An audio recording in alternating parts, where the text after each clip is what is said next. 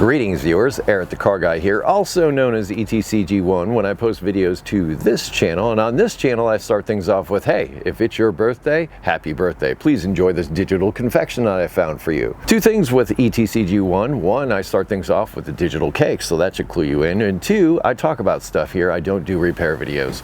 Those are over on the Eric the Car Guy channel, which will be linked down in the description. In this video, I'd like to talk a bit about my experience with SEMA 2024. I just got back from that. Is the Monday after I left, and it makes it just about a week since SEMA, and I wanted to share with you some of my experiences there. Firstly, shows like SEMA are awesome for me because it gives me the opportunity to catch up with friends that I rarely see. But the reason I really like going to SEMA is maybe the reason that some of you like the show, and that's seeing all these cool, crazy builds that people come up with.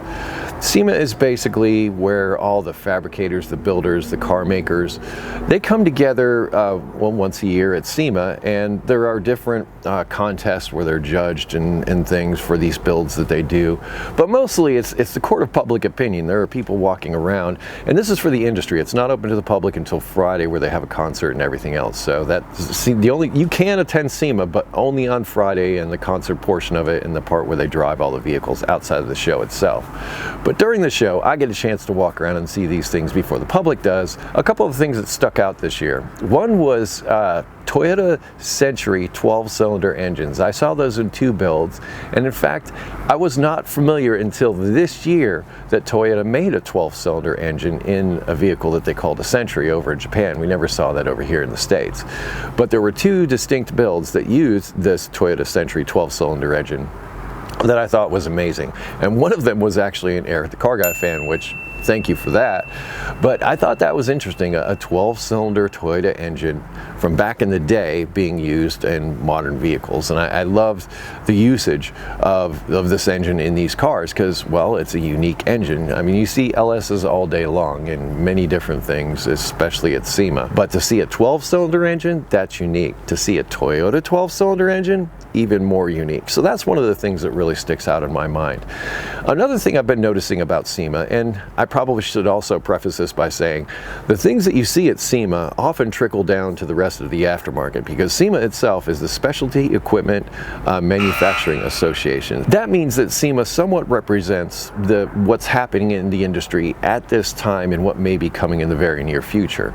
And one of those things that I've been seeing over the past few years that I've been going to SEMA is electric vehicles. A lot more electric vehicles. In fact, they even opened up a whole section of SEMA for what's next, and it's not just electric vehicles, it's natural gas, hydrogen, also other alternative fuels, and some hybrid technologies, things that you can apply to the old school hot rods, or maybe even complete electric drivetrains that you can install in place of an LS drivetrain, that type of thing. I've been seeing this more and more, and two of the ones that, well, actually I think they were both by the same builder. I saw two Honda Civics, older Honda Civics that had electric motor conversions in them that also had air conditioning, which is not something I often see with an electric motor conversion.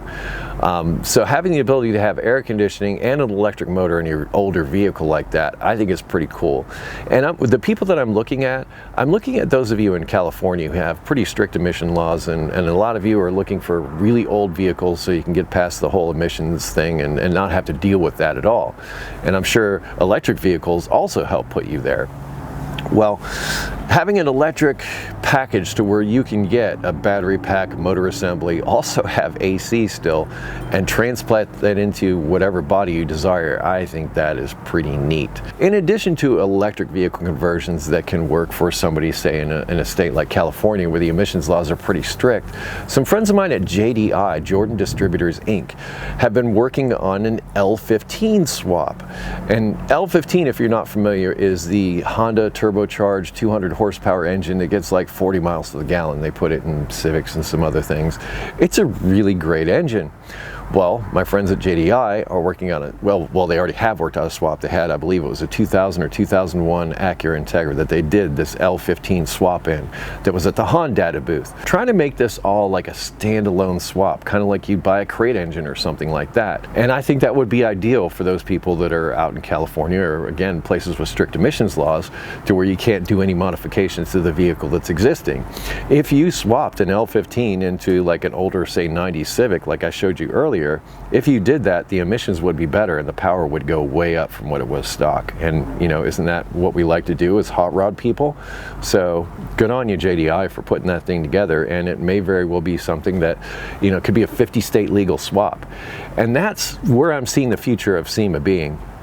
I'm not seeing so many V8 honking, like really cool things, which is great, but it's also a place where the future is happening. And judging by attendance and the lack of major manufacturers, Ford used to be at SEMA, Chevrolet used to be at SEMA, Honda used to be at SEMA, Acura used to be at SEMA, Toyota still is there at SEMA, and I think there's, you know, a small presence around, but not the same large presence that they used to have. And I also talked to Stacy David. I don't know if you're familiar with him, but he's been on television for quite some time. Gears Nation is, I think, the name of the show. Anyway, he's been going to SEMA way longer than I have, and I get the chance to talk to him on occasion. And one of the things that he noted about this year in particular, well, at the past few years, SEMA was a place for builders like him to come in and show off the stuff that they built, and everybody could look at it and say, hey, how'd you do that? And next year they'd all be doing it, and next year somebody else would come up with something new, and that's just the, you know, that's the machine, that's the way it goes.